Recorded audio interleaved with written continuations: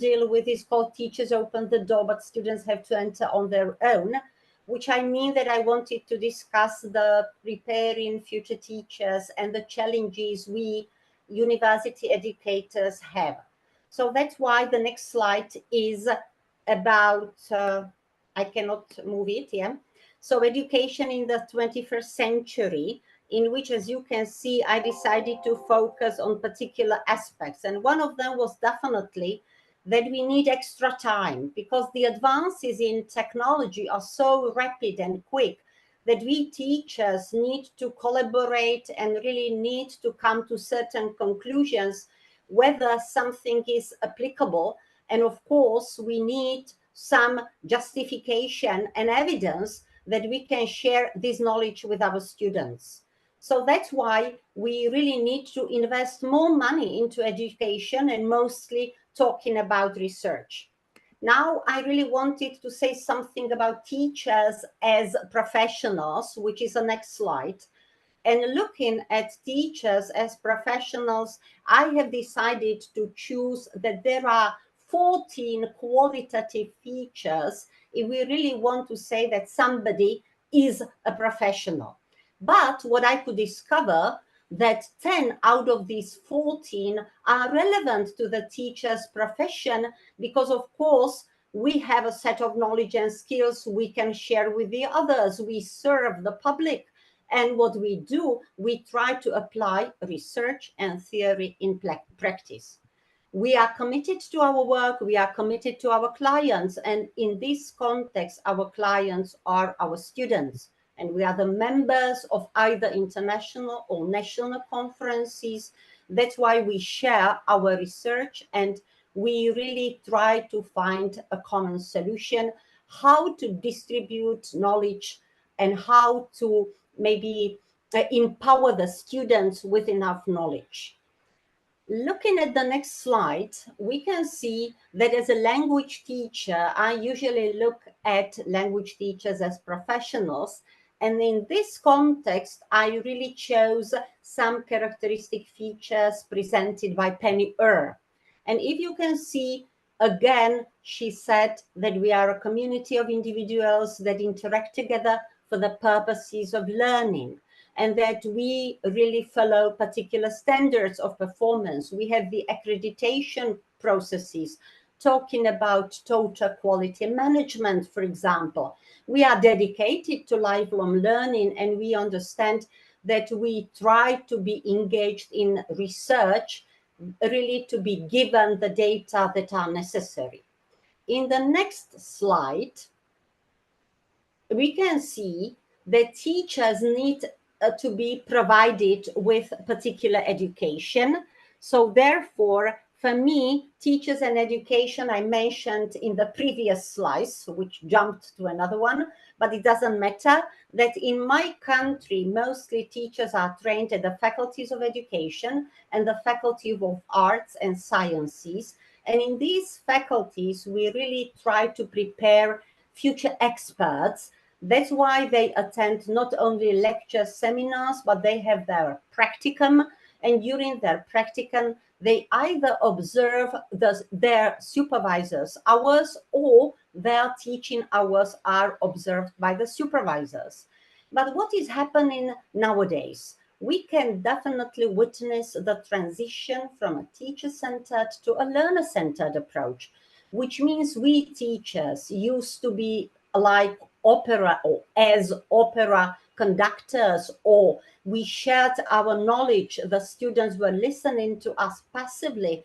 And then, of course, they were asked to do something, and mostly interaction was one-sided from the teacher to student. But nowadays, we see that the learner is in the center of our teaching.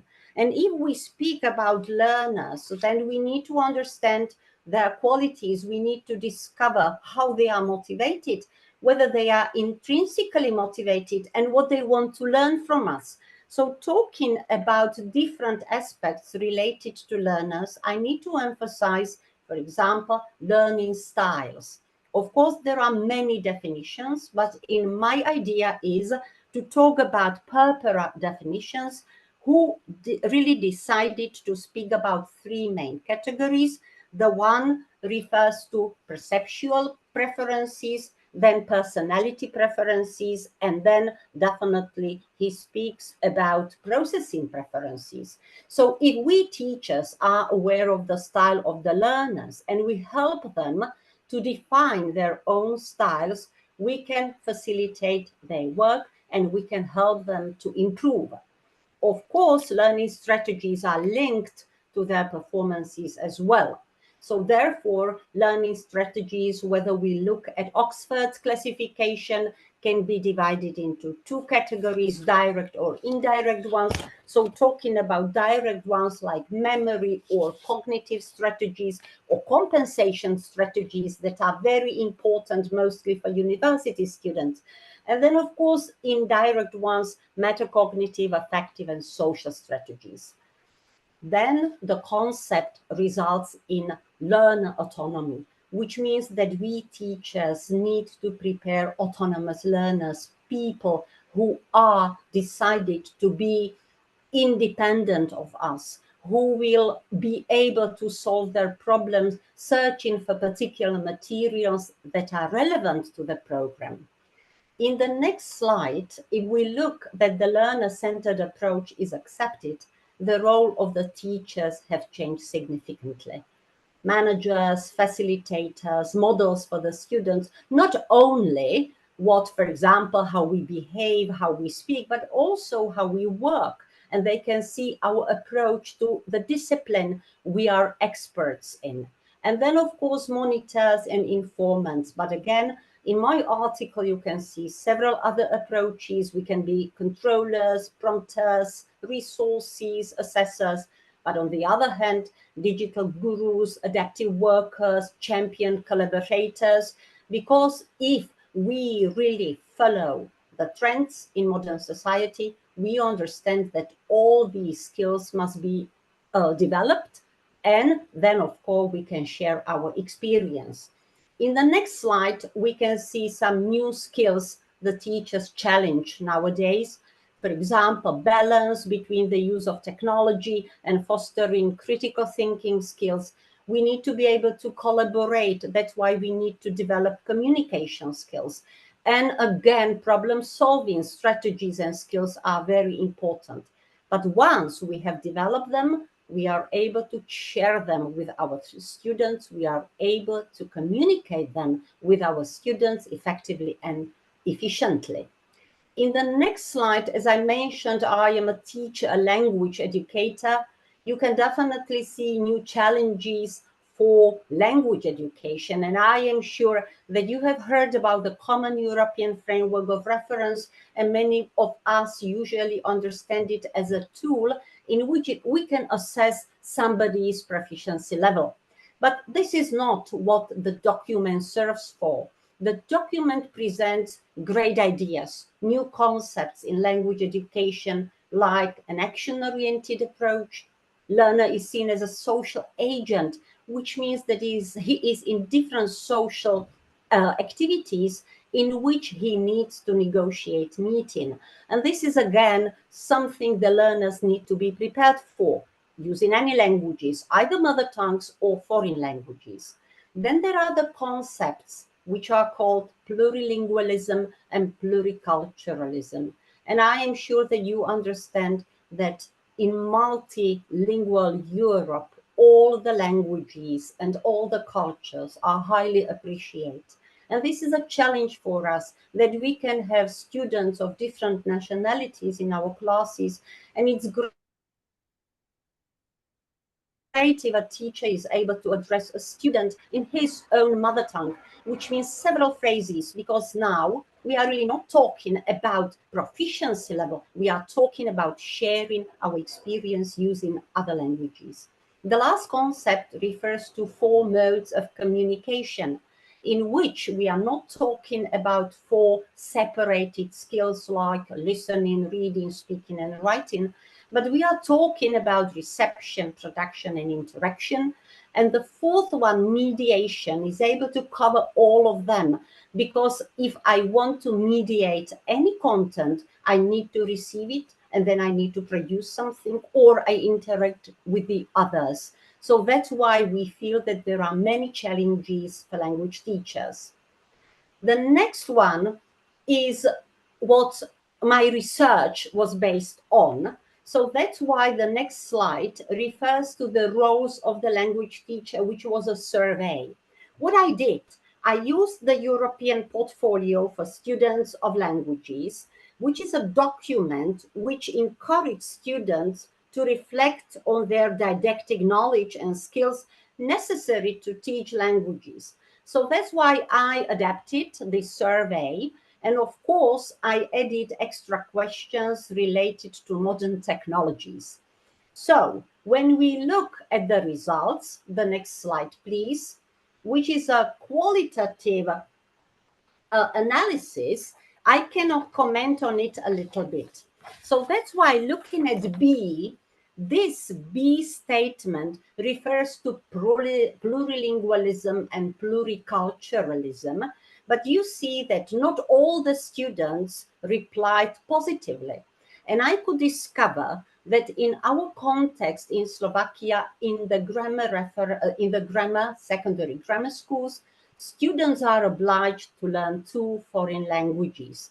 So that's why what they are able to do, they are able to use the competencies and skills developed in one language in another one. But in technical schools, students are expected to learn only English and maybe German, if I am talking about secondary schools for nurses. So that's why you see these students cannot apply these strategies and their formally achieved repertoire. Then I really wanted to focus on G, which I mean that I ask them whether they are able to observe their peers and whether they are able to recognize different methodological aspects for their teaching and offer them constructive feedback. And now you can see students were not sure about it, and many of them were a little bit hesitant, talking me about the culture. And we know that our local culture affects our education, affects our teaching. And that's why they really expressed their ideas that students, maybe secondary school students and university students, are not able to listen to somebody's criticism.